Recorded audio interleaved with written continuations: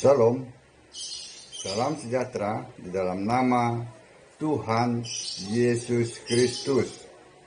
Tetap bersama saya, Pendeta Binsar Sianipar, BBS, dari Gereja Alkitab Allah Esa.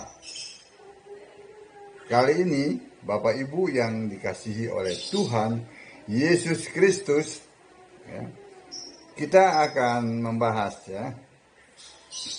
apa maksud dari ayat Alkitab yang mengatakan Taurat berakhir sampai Yohanes, yang terdapat dalam Lukas 16 ayat 16.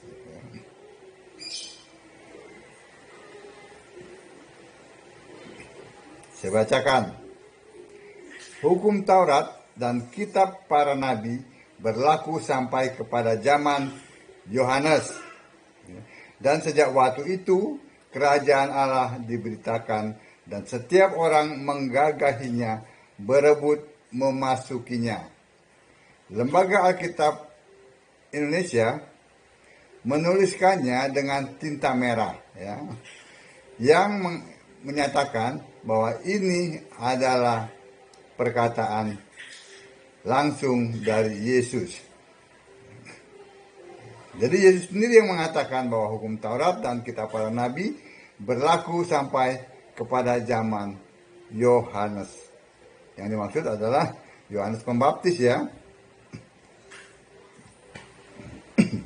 Jadi kita lihat di sini, Matius 11 ayat 11 sampai 13.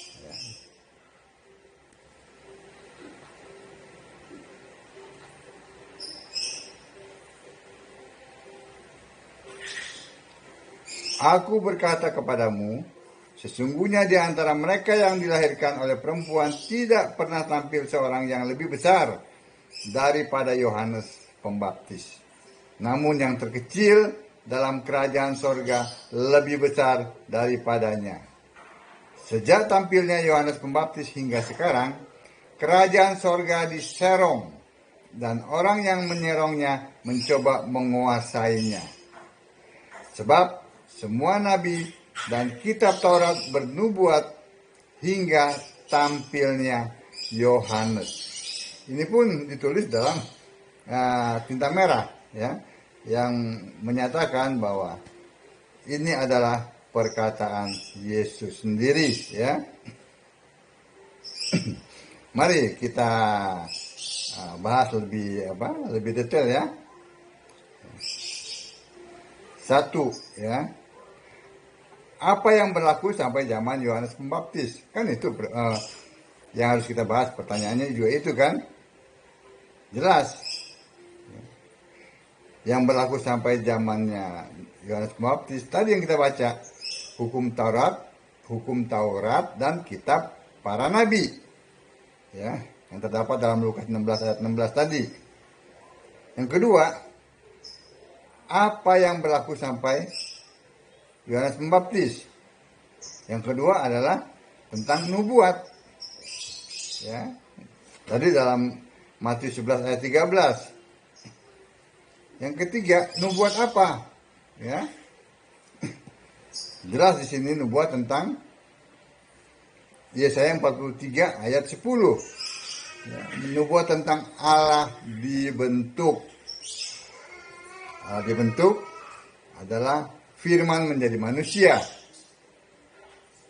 Yang keempat, lalu ketika Taurat dan kitab para nabi tidak berlaku lagi sampai zamannya Yohanes, apa yang diberitakan setelah itu? Jadi kan setelah kitab para nabi ini, Taurat dan kitab para nabi sudah berakhir sampai zamannya Yohanes. Lalu ada apa lagi pemberitaannya?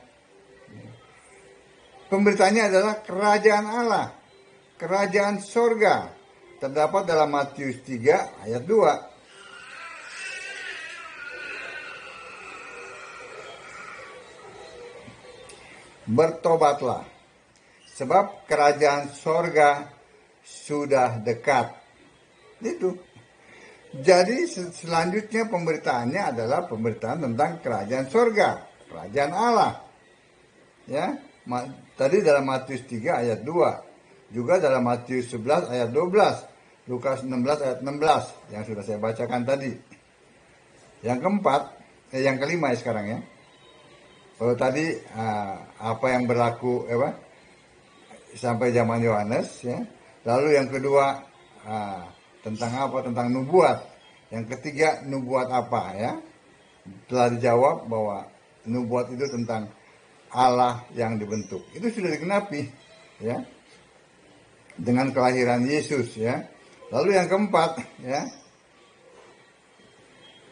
Ketika Taurat dan kitab para nabi tidak berlaku lagi ya. Setelah sampai kepada Yohanes ya. Yang diberitakan adalah kerajaan Allah, kerajaan sorga. Yang keempat.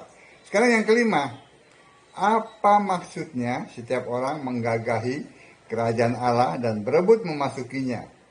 Ya, maksudnya diserongkan lalu dikuasai.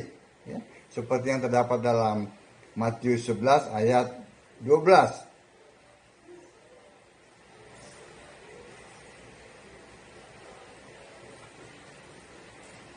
Sejak tampilnya Yohanes Pembaptis hingga sekarang, kerajaan sorga diserong dan orang yang menyerongnya mencoba menguasainya.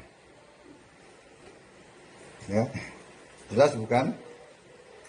Yang keenam, bagaimana cara menyerongkannya?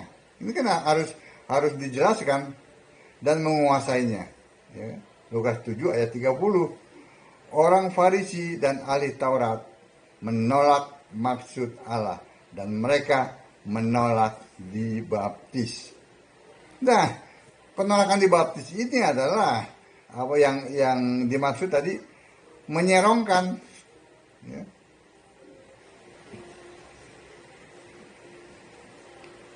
Amin.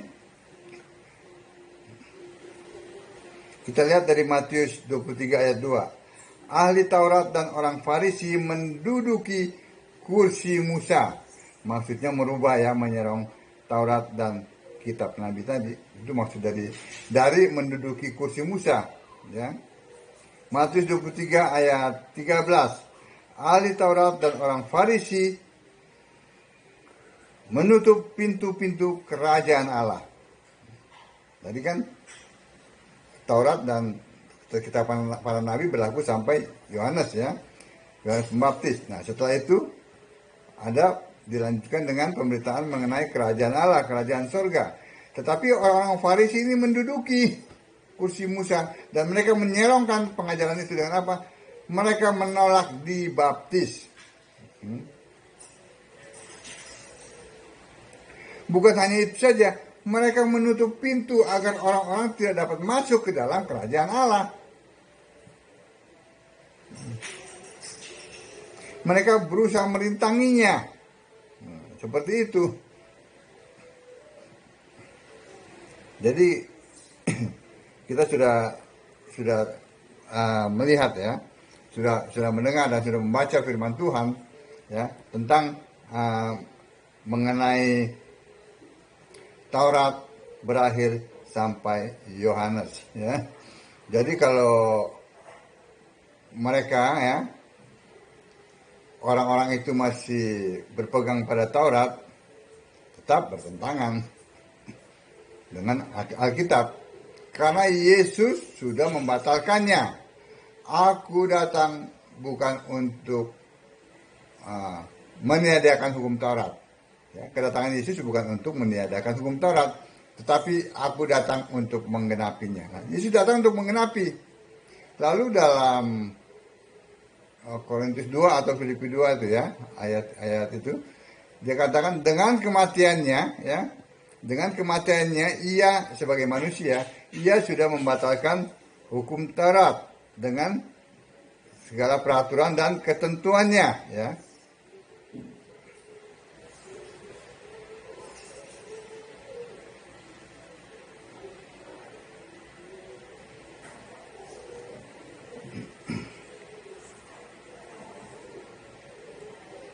Kita sebentar saya cari ayatnya ya.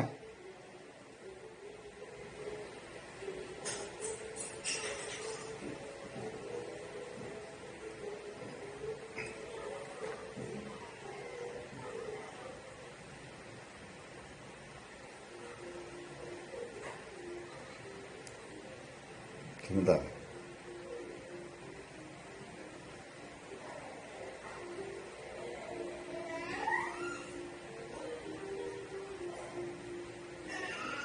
Saya bacakan ya. Dari Efesus 2 ayat 15. Sebab dengan matinya sebagai manusia, ia telah membatalkan hukum Taurat dengan segala perintah dan ketentuannya untuk menciptakan keduanya menjadi satu manusia baru di dalam dirinya, dan dengan itu mengadakan damai sejahtera. Jadi Yesus ya datang untuk menggenapi ya. Lalu dia mati, dengan kematian sebagai manusia dia membatalkan hukum Taurat. Itu tadi dengan segala peraturan dan ketentuannya.